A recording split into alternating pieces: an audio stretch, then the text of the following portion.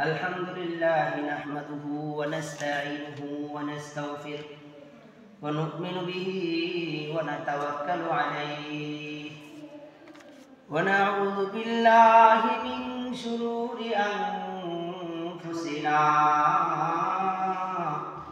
ومن سيئات أعمالنا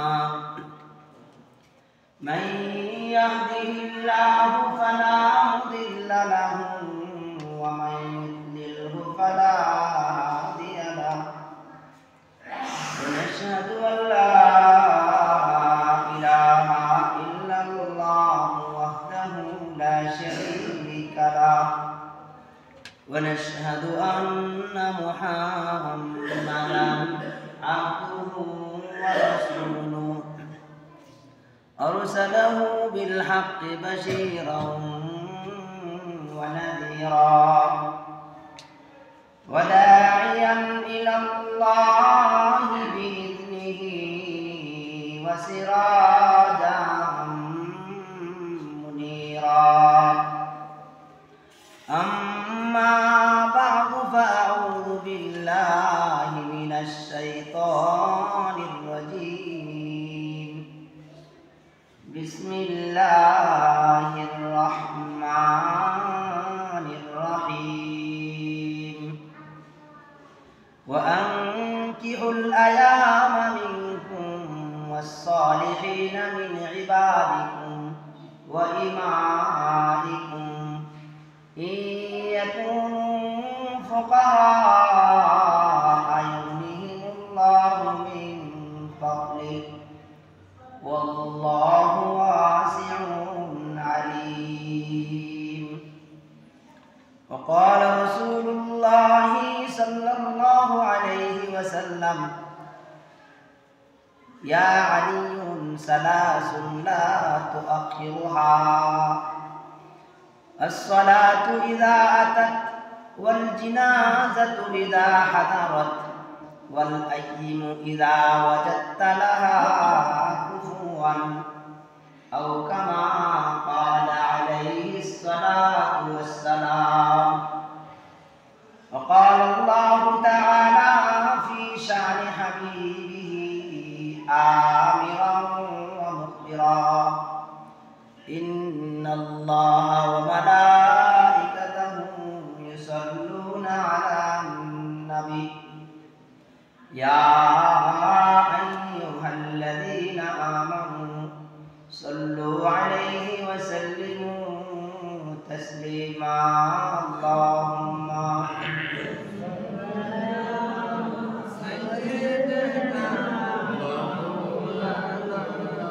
محمد وعلى آله سيدنا مولانا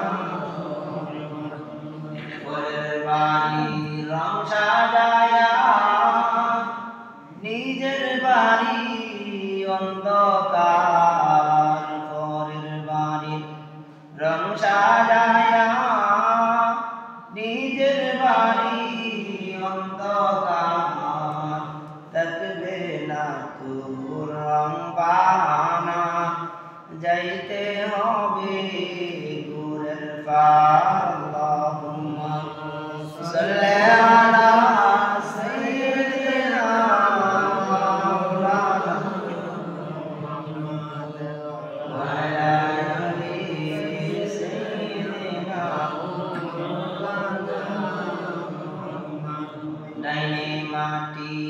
বামে মাটি মাটির হবে বিছানা ডাইনে মাটি বামে মাটি মাটির হবে বিছানা উপরেতে বাঁশের সাগি এই তো ঘরের নমুনা আল্লাহুম্মা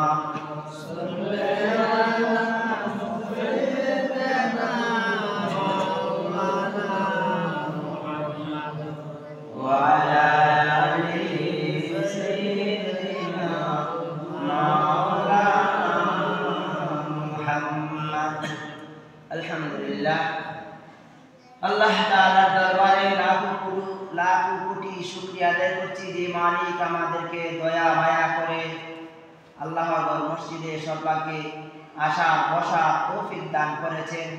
অন্তর থেকে শুকরিয়া আদায় করি আলহামদুলিল্লাহ।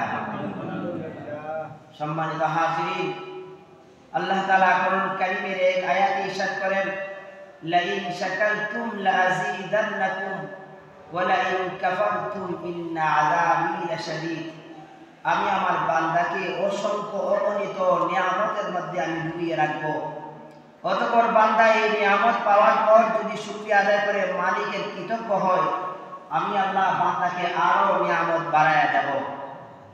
আল্লাহ তাআলা আমাদেরকে মুহাম্মদুর রাসূলুল্লাহ সাল্লাল্লাহু আলাইহি ওয়াসাল্লাম উম্মত বানিয়েছেন, শেষ নবী, শ্রেষ্ঠ নবীর উম্মত।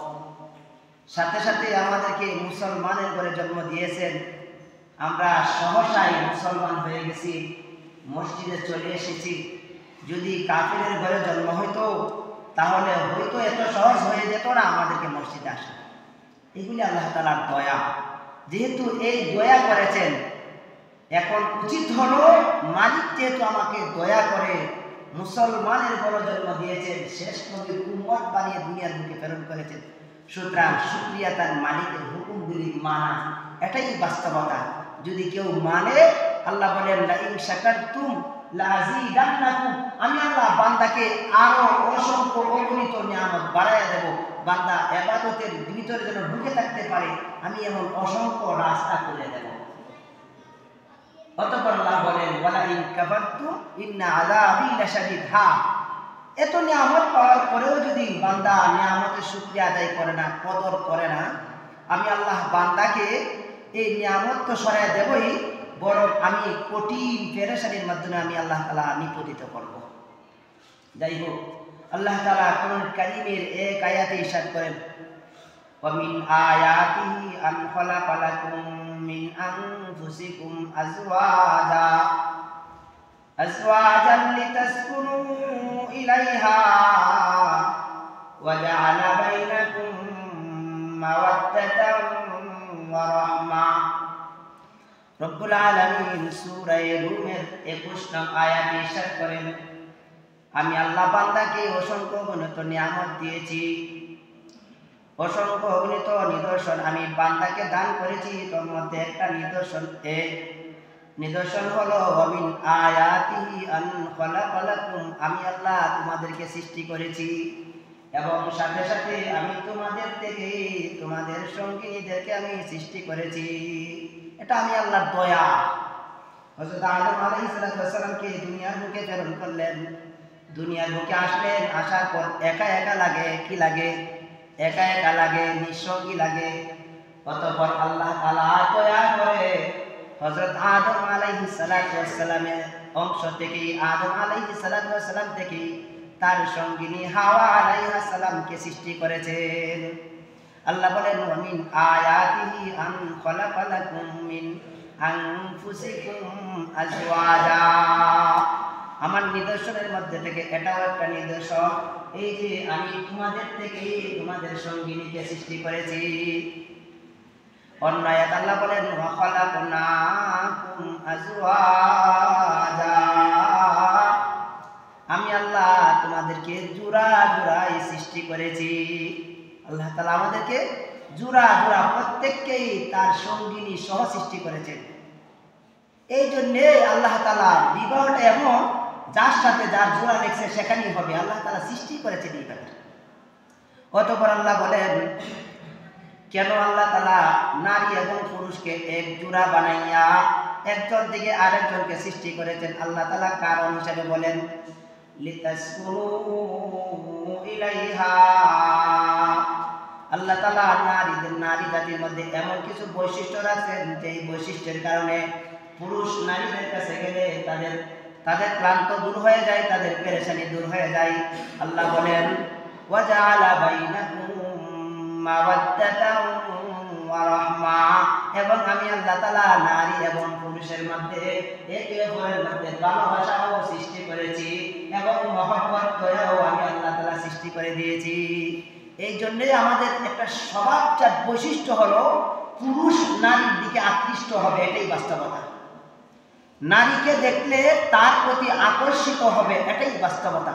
কেন? আল্লাহ বলেন আমি আল্লাহ সৃষ্টি করেছি এমনভাবে নারীর প্রতি পুরুষের একটা আকর্ষণ দিয়েছি, আবার পুরুষের প্রতিও আমি আল্লাহ তাআলা নারীদেরকে আকর্ষণ দিয়ে সৃষ্টি করেছি, যেই কারণে তারা একে অপরকে দেখলে তাদের প্রতি আকর্ষিত হবে। এটা বাস্তবতা। কেউ যদি বলে আমি কোনো বেগানা নারীকে দেখলে তার প্রতি আমার আকর্ষণ সৃষ্টি হয় না, আমার তার প্রতি খারাপ কোনো ধারণা আসে না, তাহলে বুঝতে হবে ওই লোকটা মিথ্যা কথা বলতেছে। এখানে কোনো না কোনো প্রতারণা বা ধোঁকা আছে। কেন?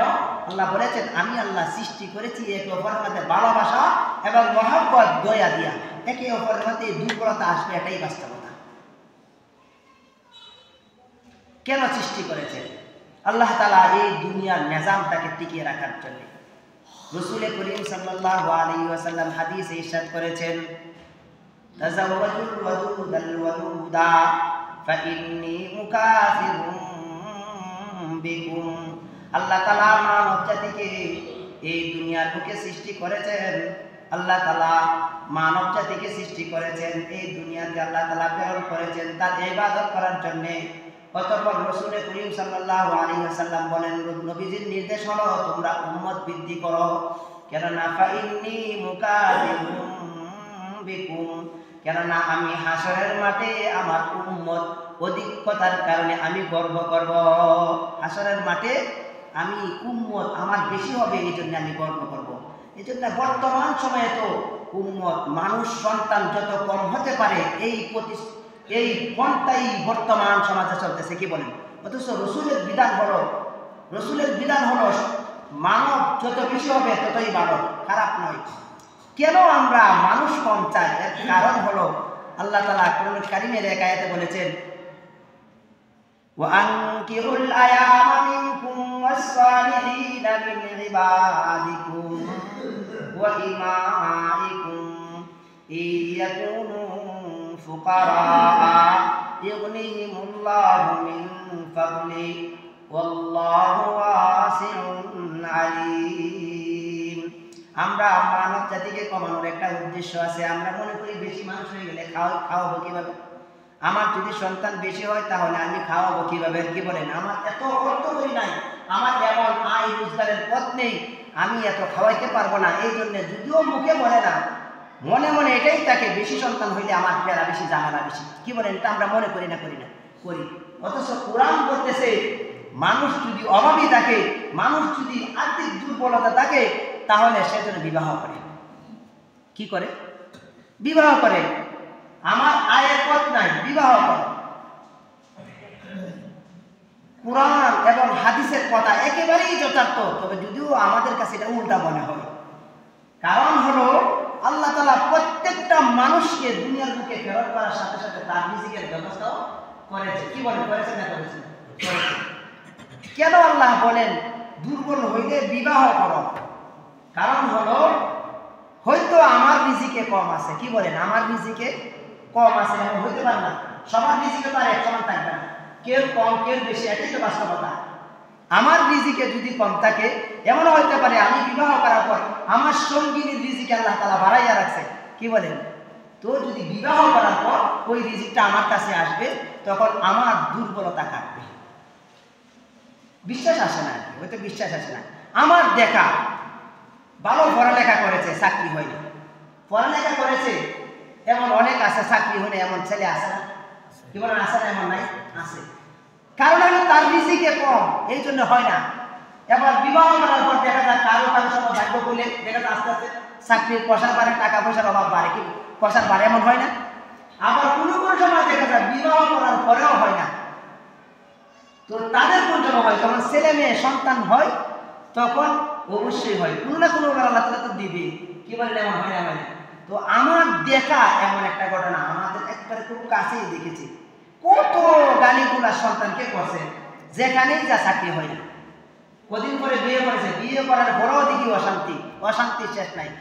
কদিন পরে মেয়ে হয়েছে, এরপরে আলহামদুলিল্লাহ এবার চাকরি করে 20,000 টাকা।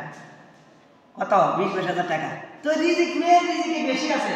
এই মেয়ের রিজিক দিয়ে আল্লাহ তাআলা 3 জনকে চালাইবে।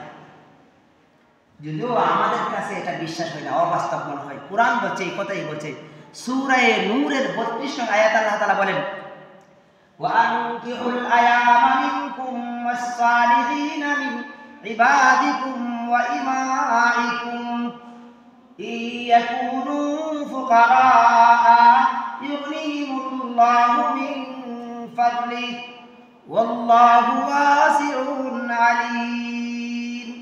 আল্লাহ তাআলা সূরা নূরের 32 নং আয়াতে ইরশাদ করেন, ওয়ানকিহুল আয়ামা মিনকুম, তোমাদের মধ্যে সতী সাধবী দিনদার নারীদেরকে তোমরা বিবাহ করো। ওয়ানকিহুল আয়ামা মিনকুম, যাদের স্বামী নাই এমন নারীদেরকে তোমরা বিবাহ করো। এমন নারী দুই ধরনের। এমন নারী কয় ধরনের? দুই ধরনের। এক ধরনের নারী তাদের বিবাহ হয় নাই, তারা হলো কুমারী। আর আরেক ধরনের নারী বিবাহ হওয়ার পরেও স্বামী মারা গেছে বা কোনোভাবে ছাড়া হয়ে গেছে, তাদেরও স্বামী নাই। আল্লাহ তাআলা দুটো ধরনের নারীদেরকে রাসূল আল্লাহ তাআলা বলেন তাদেরকে তোমরা বিবাহ করো। ওয়ানকিহুল আয়ামা মিনকুম ওয়াস-সালিহিনা মিন ইবাদিকুম ওয়া ইমাইকুম, এবং তোমাদের দাস দাসী হতদরিদ্র যারা আছে তাদেরকেও তোমরা বিবাহ করো। ইয়াকুনু ফুকারা, অতঃপর আল্লাহ বলেন যদি তারা দরিদ্র হয়, যদি তারা অভাবী হয়, ইয়াকুনু ফুকারা ইউগনিহিমুল্লাহু মিন ফাদলি, ওই দরিদ্রকে তোমার কাছে আনার কারণে আল্লাহ তাআলা তোমাদের উভয়কে আল্লাহর দয়া ফজল করমে তোমাদেরকে ধনী বানাইয়া দেবে। ইয়াকুনু ফুকারা ইউগনিহিমুল্লাহু মিন ফাদলি, আল্লাহ বলেন আমার দয়া, আমার করম আর ফজল, আমি তোমাদেরকে দরিদ্র হইলেও আমি আল্লাহ এই বিবাহ করার কারণে আমি তোমাদেরকে সচ্ছল বানাইয়া দেব। এটাই তো বাস্তবতা, যদিও বুঝে আসে না আর কি। আমি মনে করি আমার ঘরে আমার একটা ছেলে একটা মেয়ে আছে, আর দরকার নেই, এইগুলি হলে এতগুলি হলে খাওয়াবে কে, এমন তো হতে পারে আরো একটা সন্তান আসবে, তার রিজিক আরো বেশি থাকবে, তখন আমি আরো সচ্ছল হয়ে যাব।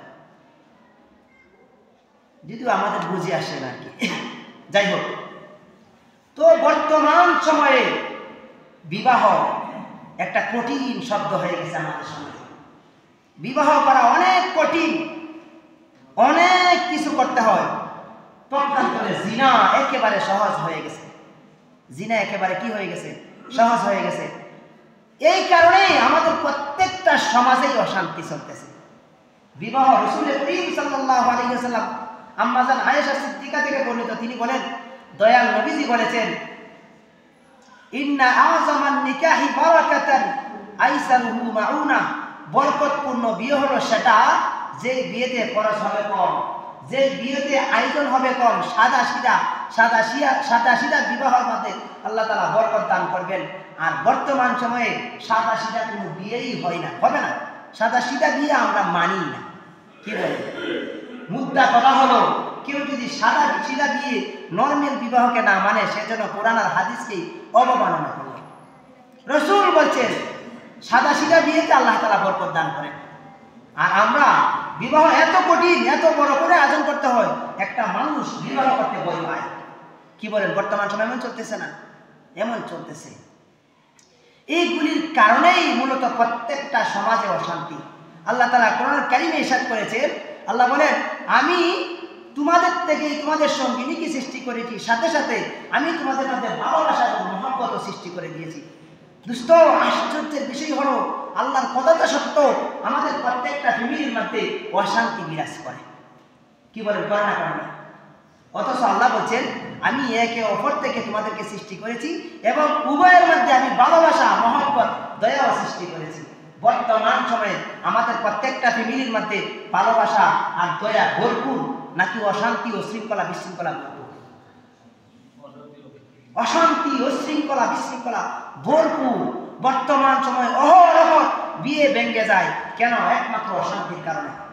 অশান্তি এত বেশি হয় যে আর তারা দেখে একসাথে মিলিত থাকাটাই অশান্তি, ভেঙে গেলেই আমি শান্তি হয়ে যাব। এর কারণটা কি? কারণ হলো, মূল হলো আমরা কোরআন মানতেছি না। কোরআন মানতেছি না। যদি বিবাহ সহজ হতো তাহলে বিবাহের প্রতি মানুষ আকৃষ্ট হতো, জিনা থেকে মানুষ দূরে থাকতো। আর জিনা যে সমাজে থাকতো না সেই সমাজে আল্লাহ তাআলা রহমত দিত, সেই ঘরে সেই ফ্যামিলির মধ্যে আল্লাহ তাআলা রহমত আর বরকত দিয়া ভরপুর করে দিত। অনেক মা বাবা আছে এমন সন্তানকে বিবাহ করাইতে ভয় পায়। কি বলেন, এমন নাই? অনেক সন্তানের মা বাবা আছে সন্তানকে বিবাহ করাতে ভয় পায়। নিজে কামাই করে না, খাবে কি? এমনি তো আমি, এটা আমার বোঝা, আবার যদি বিয়ে করায় আমার আরো বেশি বোঝা বেড়ে যাবে। অথচ কোরআন বলতেছে আল্লাহ তাআলা প্রত্যেকের রিজিক তাকে সৃষ্টি করার আগে আল্লাহ তাআলা তার জন্য রিজিক আগে দুনিয়ার বুকে প্রেরণ করেছেন। রাসূল করিম সাল্লাল্লাহু আলাইহি ওয়াসাল্লাম প্রত্যেক পিতা মাতাদেরকে লক্ষ্য করে বলেছেন, মাবুলিদা লাহু ওয়ালাদুন ফালিউহসিন ইসমাহু ওয়া আদাবা। রাসূল করিম সাল্লাল্লাহু আলাইহি ওয়াসাল্লাম প্রত্যেক সন্তানের পিতামাতাদেরকে লক্ষ্য করে বলেন, যখনই তোমাদের কোনো সন্তান হবে তখন তোমাদের প্রথম দায়িত্ব হলো তাদেরকে সুন্দর নাম রাখা এবং তাদেরকে আদব শিক্ষা দেওয়া। সুন্দর নাম এবং আদব শিক্ষা দেওয়া। এক্ষেত্রে আমাদের আসলে অনেক সময় দেখি হুজুর দিয়ে মাশাআল্লাহ ভালো নাম রাখালেও পরক্ষণে মা বাবাকে জিজ্ঞাসা করলে ওই ভালো নামটা মা বাবাও বলতে পারে না। কি বলেন, এমন আছে না নাই? এমন অহরহ চলে, হুজুর দিয়ে খুব সুন্দর, হুজুর আপনি বলেন যেই নামটা সুন্দর এই নামটাই বাছাই করবো। এরপরে যখন ডাকা হয় পরক্ষণে যদি আর প্রতিদিন যাওয়ার পর জিজ্ঞাসা করি যে আপনার সন্তানের নাম কি, ওই নামটা মা বাবাও বলতে পারে না। বলুন দেখি ওই নামটা কি সন্তানে বলতে পারবে? যে নামটা মা বাবা বলতে পারে না এই নামটা কি সন্তানে বলতে পারবে? এই কারণে বর্তমান সময়ে এই কারণে অনেক সময় সন্তানের সমস্যা হয়। এই জন্য উচিত হলো ভালো নাম রাখার সাথে সাথে ভালো নামে সন্তানকে ডাকা। অতঃপর রাসূল বলে ওই সন্তান যখন আস্তে আস্তে বড় হবে, সন্তানকে যেমন আমরা মা বাবা আব্বা আম্মা ডাকা শিক্ষা দেই, ঠিক তদ্রূপ সন্তানকে এই শিক্ষাটাও দেওয়া উচিত, আল্লাহ আল্লাহ আল্লাহ আল্লাহ শিক্ষা দেওয়া। রাসূল বলেন যার প্রথম শব্দ হবে আল্লাহ আল্লাহ, যার শেষ শব্দ হবে আল্লাহ আল্লাহ, রাসূল বলেন ওই সন্তান ওই মানুষ অবশ্যই জান্নাতে যাবে, কারণ সে ঈমানদার। যে প্রথম বাক্য হবে যার লা ইলাহা ইল্লাল্লাহ আল্লাহ, যার শেষ শব্দ হবে আল্লাহ, সে অবশ্যই ঈমানদার, আর ঈমানের খাতিরে ওই বান্দা অবশ্যই জান্নাতে যাবে। অতঃপর রাসূল করিম সাল্লাল্লাহু আলাইহি ওয়াসাল্লাম ইরশাদ করেন, ফাইদা বালাগা ফালিযাওবিজহু। ভালো নাম রাখা যেমন পিতামাতার দায়িত্ব, সন্তানকে আদব শিক্ষা দেওয়া যেমন পিতামাতার দায়িত্ব, সন্তান যখন উপযুক্ত হয় তখন সন্তান ছেলে হোক মেয়ে হোক তাকে ভালো ছেলে ভালো মেয়ে দেখে বিবাহ করানো দেওয়া একজন পিতামাতার দায়িত্ব। অতঃপর রাসূল বলেন, ফাইন বালাগা ওয়া লাম ইউযাওবিজহু ফাআসাবা ইসমান ফাইন্নামা ইসমুহু আলা আবি। রাসূল বলে অতঃপর সন্তান বালেগ হয়েছে, উপযুক্ত হয়েছে, বিবাহের বয়সে উপনীত হয়েছে, ছেলে হোক মেয়ে হোক, মা বাবা এইদিকে খেয়ালও করে না, সন্তান আরো বড় হোক বলে ছেড়ে দেয়। এই সন্তান যদি গুনাহ করে, রাসূল বলেন ওই সন্তান গুনাহ করার একটা অংশ মা বাবার ঘাড়েও বর্তাবে, মা বাবার ঘাড়েও বর্তাবে। তো এই জন্য বিবাহ না দেওয়া এটা মা বাবার গুনাহের কারণ, সাথে সাথে সমাজ নষ্ট হওয়ার, সমাজে জিনা ব্যভিচার বাড়ার এটাও একটা কারণ। সমাজে আইন হয় 20 বছর 21 বছরের আগে সন্তান বিবাহ করতে পারবে না, 18 বছরের আগে মেয়েকে বিবাহ দিতে পারবে না, এই আইন সমাজে হয়, দেশে হয়, কিন্তু সন্তান জিনা ব্যভিচার করতে পারবে না, জিনা ব্যভিচার সমাজে চলবে না, এই আইন সমাজে চলে না, এই আইন দেশে চলে না, যার কারণে সমাজ দিনকে দিন নষ্ট হয়ে যাইতেছে। বন্ধু, বাস্তব কথা হলো প্রত্যেকটা সমাজই ভালো চলুক, এটা আমরা চাই। কি বলেন, চাই না? চাই না? প্রত্যেকটা সমাজ ভালো হয়ে যাক, দেশ ভালো হয়ে যাক, আমার দেশ সুন্দর চলুক, ইসলামী হুকুমত মতো চলুক, এটা আমরা প্রত্যেকেই চাই। বলেন চাই না?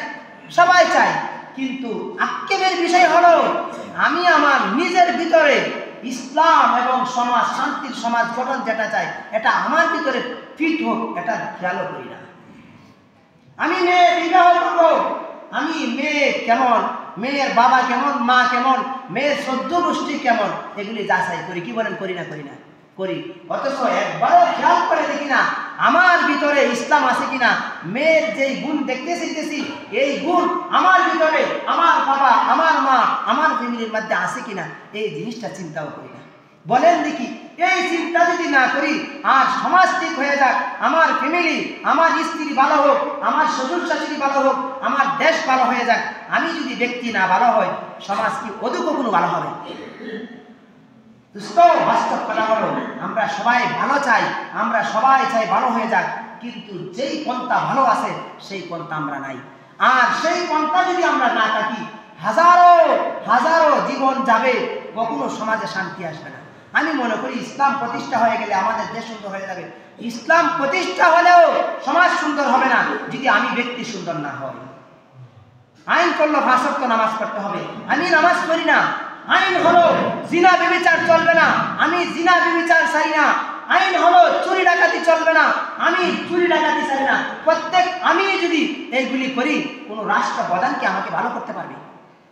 কি বলেন, পারবে না? পারবে না। আর আমি নামক প্রত্যেক ব্যক্তি যদি দিন মানি, আমি নামক ব্যক্তি যদি সমাজ মানি, তাহলে সমাজের রাষ্ট্র প্রধান ভালো হওয়া লাগবে না, সমাজ এমনি ভালো হয়ে যাবে। কি চাই? কোনটা চাই? যেটা দিয়ে অদূর সম্ভব নয় সেটা চাই, যেটা দিয়ে অবশ্যই সম্ভব সেটা কাছেও আমরা নেই। রাসূল করিম সাল্লাল্লাহু আলাইহি ওয়াসাল্লাম হাদিসে ইরশাদ করেছেন, ইয়া মাশারাশ শাবাব মান ইসতাতাআ মিনকুমুল বাআতা ফালইতাযাওয়াজ ফাইন্নাহু আগাদ্দু লিল বাসার ওয়া আহসানু লিল ফারজ ওয়া মান লাম ইসতাতি ফাআলাইহি বিস-সাওম ফাইন্নাহু লাহু ওয়িজা। রাসূল বলেন, হে যুবকদের দলেরা, মান ইসতাতাআ মিনকুমুল বাআতা, যাদের তোমাদের মধ্যে যাদের সামর্থ্য আছে বিবাহ করার পর স্ত্রী লালন পালন করার, স্ত্রী দেখাশোনার মতো সামর্থ্য আছে, তোমাদের উচিত হলো বিবাহ করা। বিবাহ করো, তাহলে জিনা ব্যভিচার হবে না। যেই সমাজে জিনা ব্যভিচার হবে না, পাপাচার হবে না, এই সমাজে আল্লাহ তাআলা রহমত দিবে, এই ফ্যামিলির মধ্যে রহমত দিবে। আল্লাহ বলেন, ওয়াজআলা বাইনাকুম মাওয়াদ্দাতাও ওয়া রাহমা, আমি তো সৃষ্টি করেছি তোমাদের মধ্যে ভালোবাসার মহব্বত দিয়া। আসল কথা হলো, আমরা দিন না মানার কারণে, গুনার মধ্যে মুবতালা হয়ে যাওয়ার কারণে আমাদের ঘরে শান্তি আসে না। রাসূল বলে, যদি সামর্থ্য থাকে একজন স্ত্রীকে লালন পালন বরণ পোষণ সর্ব অবস্থা তার দেখার, তাহলে উচিত হলো তুমি বিবাহ করো। বয়স কথা এটা না, বালেগ হওয়ার পরেই বয়স। অতঃপর রাসূল করিম সাল্লাল্লাহু আলাইহি ওয়াসাল্লাম হাদিসে বলেছেন, তুনকাহুল মারআতু লিআরবাঈন, সমাজে বিশৃঙ্খলা সৃষ্টি হওয়ার, ফ্যামিলির মধ্যে বিশৃঙ্খলা সৃষ্টি হওয়ার এটাও একটা কারণ। রাসূল বলেন, তুনকাহুল মারআতু লিআরবাঈন, সমাজে পুরুষ নারীদেরকে বিবাহ করে 4টা জিনিস দেখে। কয়টা জিনিস দেখে? লিমালিহা ওয়া লিজামালিহা ওয়া লিহাসাবিহা ওয়া লিদীনিহা। রাসূল বলেন, তোমরা মাল দেখে, নারী বাবার অর্থ সম্পদ দেখো তোমরা বিবাহ করতে গেলে। বলেন, দেখি না? দেখি না? দেখি না? দেখি না? দেখি তো নাকি? বাবা অর্থশালী কিনা এটাও দেখি। ওয়ালি জামালিহা, মেয়েটা সুন্দর কিনা দেখি।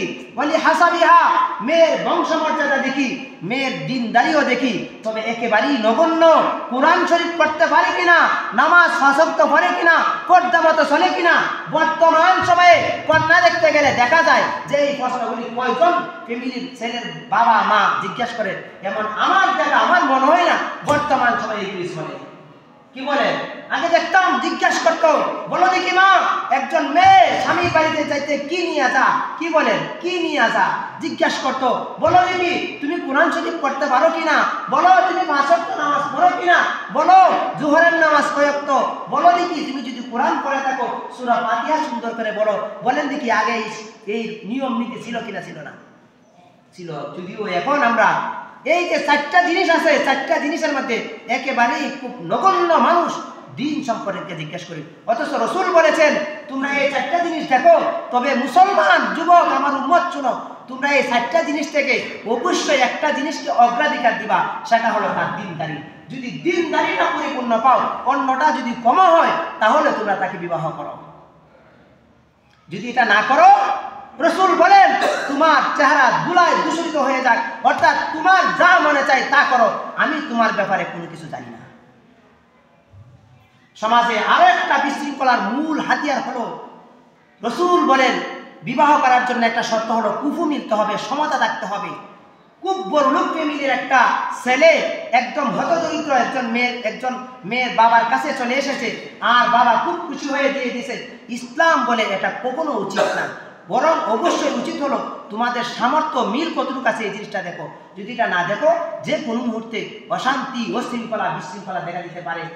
তাই আসুন আমরা কোরআন হাদিস থেকে যা বুঝলাম, দিন যদি মানি, দিন ও শরীয়ত মতো যদি আমরা চলি, তাহলে আল্লাহ তাআলা প্রত্যেকটা ফ্যামিলির মধ্যে আল্লাহ রহমত এবং বরকত দান করবেন। এই জন্যই তো আল্লাহ তাআলা আমাদেরকে রহমত এবং বরকত দেওয়ার জন্যই এই পন্থা সিস্টেম সৃষ্টি করেছেন। আল্লাহ তাআলা আমাদের সকলকে কথাগুলি বুঝা মানার তৌফিক দান করুন, আমিন। ওয়া আখিরু দাওয়ানা আলহামদুলিল্লাহি রাব্বিল আলামিন।